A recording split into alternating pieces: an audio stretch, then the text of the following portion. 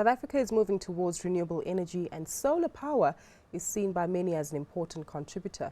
Peter Haylett as well as Davin Chown are visiting our Cape Town studio this morning to help us unpack this further. Good to have you both with us, both gentlemen. I'd like to start off with you, Davin. If we take a look at South Africa's energy constraints, it's well known that South Africa doesn't have efficient energy, as that renewables need to come into the pipeline. But is solar on track and making a significant contribution to the grid? Yeah, definitely is. Up to now, with the procurement process that government's been running for the last couple of years, we've seen 1,484 megawatts of projects awarded in 3 bidding rounds. A dramatic drop in prices of the electricity, and these projects are now coming online. So in the last 8 months particularly, you've seen solar making a big significant contribution to the South African grid, and we would argue, and I think our colleagues in Eskom would also see the value that it's now brought in helping us alleviate some of this pressure on the grid. It's interesting. You alluded to costs there, Davin. Maybe if you can walk us through the significant changes and percentage changes, if you can quantify them for us as to how drastically they've changed over the years. Look, when we started the bidding program, per kilowatt hour, we'll use that measure, you were seeing prices roughly in the range of R2.65 a kilowatt hour for some of the large projects.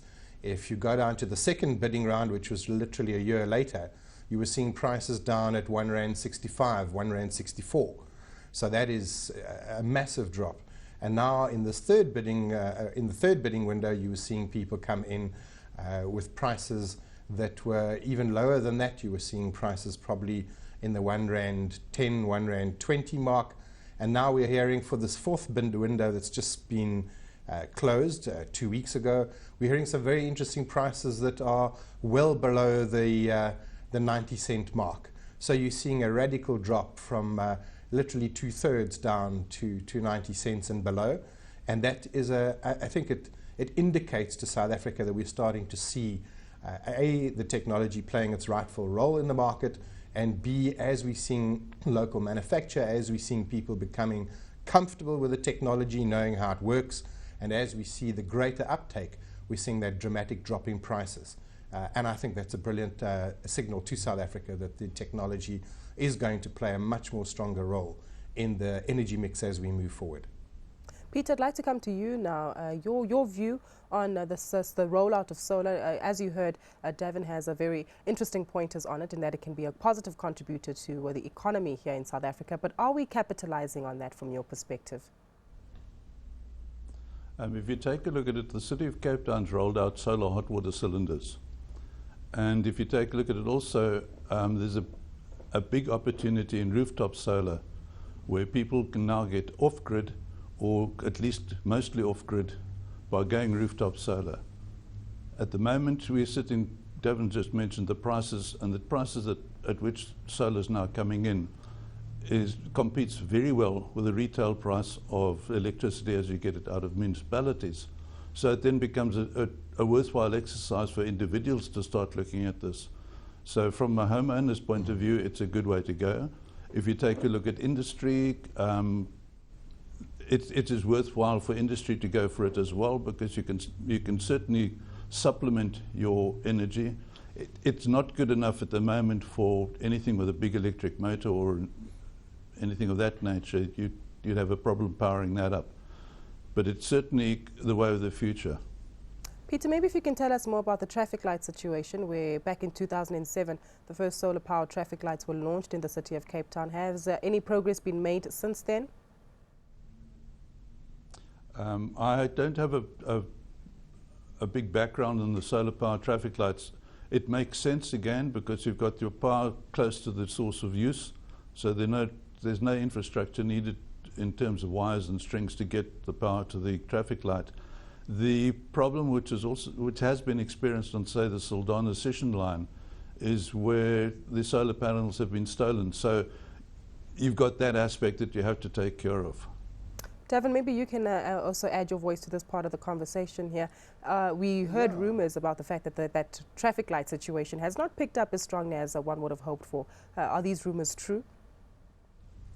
Look, it's in certain areas. I mean, if you go into Sandton as a good example and look at the traffic lights that are powered there, there's just close to the old McDonald's that everybody knows on that one corner, as well as up near Hyde Park. There are traffic lights that are being run off solar. They're working very efficiently, and at times when you've got outages, etc., you're seeing those traffic lights still on operating, and it just shows that the impact there to keep the system going. For us, I think the issue is that you're able to have these small-scale applications.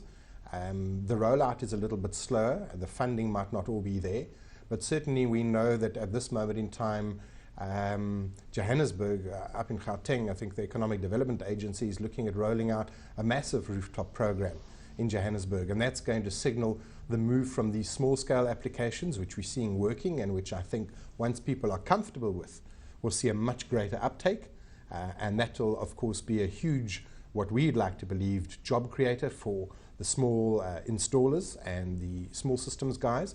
But we're starting to see this now greater uptake where you're seeing these large-scale systems going onto rooftops, both in Johannesburg, Cape Town, other big metro areas, and of course that market that we call the small-scale sort of domestic market, that is starting to see a bit of an uptake as well.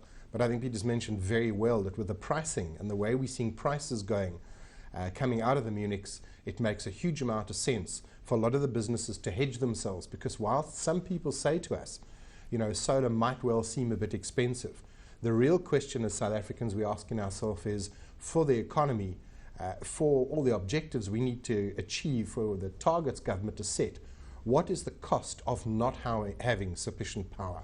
So I think that's the real measure for us, and as you see these different scales of application, you're starting to see a significant impact where not only is it creating jobs, it's seeding new businesses, creating new opportunities, whole new skill sets in South Africa, and of course you're seeing this great uptake from small scale right through to the larger grid connected systems. And it's what we term, from SAPVIA's point of view, we coined this phrase about the quiet revolution, where people are just starting to do these things, and you're seeing this creep into different parts of our society, and we believe the impact will be very good for South Africa. Indeed, it's a revolution that will be televised. Thank you so much to both of our guests down in Cape Town. Thanks to Peter Haylett. He's the chairperson of the Industrial Focus Portfolio Committee at the Cape Chamber of Commerce and Industry, and Davin Chown, chairperson of the South African PV Industry Association.